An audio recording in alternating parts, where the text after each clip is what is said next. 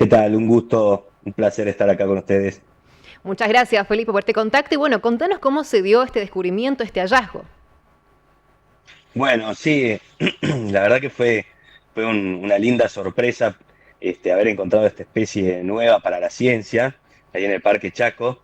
Y esto empezó hace 2 años atrás, cuando un amigo que trabaja en aves, estaban haciendo un trabajo ahí de noche, haciendo avistamiento de aves, y de repente al costado del camino, dentro del parque, encontraron unos peces que estaban ahí al borde de la muerte porque se estaba secando el charco y de donde vivían estos peces. Y entonces él le sacó una foto a los peces, me los mandó por WhatsApp y cuando yo vi la foto le digo, mirá, la verdad que es realmente sorprendente porque los peces estos no coinciden con ninguna de las especies que tenemos conocidas de este grupo de peces, digamos. ¿Sí? Entonces tenían realmente algunas características de coloración muy particulares que eran únicas y diferentes a todas las especies conocidas. Y a partir de eso, rápidamente organizamos una expedición ahí hacia el Parque Chaco y un par de días después ya estábamos ahí tomando muestras y colectando estos peces y efectivamente llegamos a la conclusión de que claramente eran una especie todavía no conocida para la ciencia y ahí a partir de eso hicimos un trabajo científico en el cual describimos esta especie y le pusimos un nombre, ¿sí? Claro. Felipe, ¿cómo es el ciclo de vida de este pez? Bueno, estos peces tienen una característica muy particular, que es que viven en ambientes temporarios, en charcos temporarios que se llenan con el agua de lluvia y después se van a secar completamente en una parte del año y los adultos mueren. De hecho, eso fue lo que mi amigo justo encontró en el momento que se estaba secando el charco y encontró a los adultos muriendo. Pero, ¿cómo sobreviven estos peces? Gracias a que tienen huevos de resistencia a la desecación que quedan enterrados en el barro. Después ese barro se seca, queda la tierra y pueden quedar en la tierra enterrados durante meses, incluso años. Cuando llegan las lluvias y esos charcos se vuelven a llenar, esos huevitos que quedan ahí en el barro durante meses, eclosionan y salen los pececitos y ahí completan su ciclo de vida. Entonces eso es muy, muy particular de grupo de peces que hace que puedan vivir justamente en estos humedales temporarios, ¿no? Exactamente, que lo hace, por supuesto, como su característica bien lo define, algo único. Ahora, si hablamos de tamaño, ¿qué tamaño representa este pez? Bueno, eso también es otro de los aspectos interesantes de este pez. Son peces relativamente pequeños, ¿sí? En general las especies de este género alcanzan entre 10 y 15 centímetros de tamaño máximo, ¿no? De largo, o sea que son relativamente chicos, pero lo que es interesante es que en realidad, comparado con todos los peces estacionales que hay en el mundo, que básicamente están en África y en Sudamérica, la mayoría de los peces estacionales son muy pequeños y alcanzan solamente 3 centímetros o 4 o Mm. 5 como muchos centímetros de largo, son realmente muy chiquitos. Es decir, que estos peces, si bien son chicos, son en realidad como unas 2 o 3 veces más grandes que sus parientes más cercanos, ¿no? Ujú. Y eso tiene que ver con que estos peces particularmente se han adaptado para poder comerse a otros kilis estacionales. Justamente en estos charcos uno puede encontrar más de una especie de este tipo de peces viviendo juntas. De hecho, en este caso nosotros encontramos unas 5 o 6 especies en un mismo charco. Y estos peces son justamente los más grandes de estos kilis estacionales y se comen a los otros kilis que son más chiquitos. Entonces, Mm. evolutivamente, este grupo, digamos, adquirió esa ventaja evolutiva y se volvió depredadora de sus otras parientes, digamos así. Claro.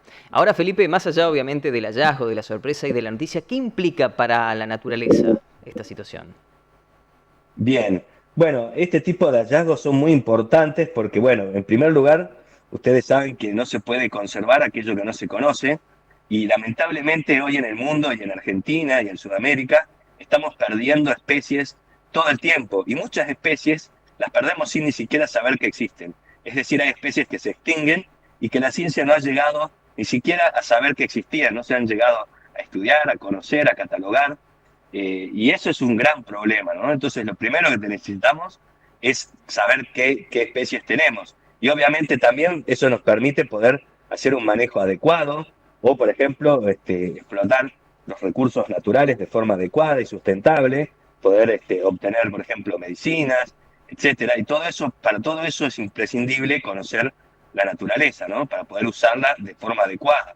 Estos peces, por ejemplo, con estas características que yo les contaba de su biología tan particular, como que viven en estos ambientes temporarios, tienen que hacer todo su ciclo de vida sumamente rápido, porque ese charco se va a secar en cuestión de semanas o como muchos meses, el charco se seca y los peces mueren.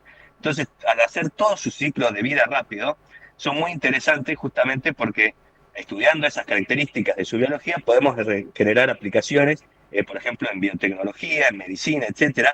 Son uno de los principales modelos de estudios en envejecimiento, porque son de los vertebrados que más rápido envejecen, son los vertebrados que más rápido maduran sexualmente. En 2 semanas, estos peces son adultos y pueden reproducirse. Entonces, todas esas características son muy interesantes para poder estudiar y después tener aplicaciones de la ciencia en base a este tipo de organismos, ¿no? Pero obviamente que para llegar a esa parte, siempre necesitamos primero la ciencia de base, ¿no es cierto? Claro. Entonces, sin tener todos esos conocimientos y saber qué especie tenemos, dónde están, sería imposible luego poder desarrollar todas esas otras aplicaciones de la ciencia que vienen después. Y también, obviamente, estos peces, por ejemplo, son importantes porque en esos ambientes donde viven hay, por ejemplo, mosquitos, y muchos de estos peces comen mosquitos. Entonces también brindan lo que se llaman servicios ecosistémicos, que es decir, que los organismos y la naturaleza nos proveen de agua, por ejemplo, limpia, de aire, de un montón de cosas que nosotros necesitamos para vivir y necesitamos una naturaleza saludable para poder vivir. Entonces es muy importante poder también valorar y conservar esa naturaleza. Ujú. Bien decías, ¿no, Felipe, que este ciclo de vida tienen que hacerlo todo rápido? ¿Sería una de esas las amenazas, si se quiere, que están atravesando estos peces o si también enfrentan otras amenazas externas para poder de alguna manera proteger a esta especie? Bueno, este grupo de peces en particular están muy amenazados, tanto a nivel de Sudamérica como en Argentina. Se ha estimado que en Sudamérica más o menos la mitad de estas especies están en alguna categoría de peligro de extinción, o sea que hay algunas especies incluso extintas. Y acá en Argentina más o menos la mitad de las especies que hemos estudiado nosotros y que hemos evaluado están también en categorías de peligro de extinción, ¿no es cierto? Es decir, que es un grupo muy amenazado y eso se debe principalmente al ambiente que habitan. Estos charcos temporarios, que por ejemplo típicamente uno puede observar a los costados de la ruta, cuando uno va por la ruta y ve esos charcos que se llenan con la lluvia, seguramente ahí en esos charcos va a encontrar quilis. Y esos charcos, que son muy poco profundos, a veces tienen 15, 20 centímetros de profundidad, son muy fácilmente modificables por el ser humano, sobre todo cuando se genera la expansión de la frontera agropecuaria, por ejemplo, para plantar soja, etcétera. Entonces estos charcos realmente se eliminan muy rápidamente porque es muy fácil pasarle una topadora por encima, rellenarlos o directamente drenarlos. Entonces es uno de los tipos de ambientes que más se han perdido en el mundo, no solo en Argentina, son los humedales temporarios. Y las especies que lo habitan, por ende, son muy frágiles y muchas están muy amenazadas. De hecho, estas especies están muy adaptadas y dependen exclusivamente de esos ambientes. No las vamos a encontrar en los ambientes de agua permanente, como un río, como una laguna. Claro. Entonces, necesitamos proteger esos ambientes para proteger estas especies y toda la comunidad de organismos tan particulares que viven ahí y que para colmo son ambientes con una gran diversidad y muy importantes para la salud humana, ¿no?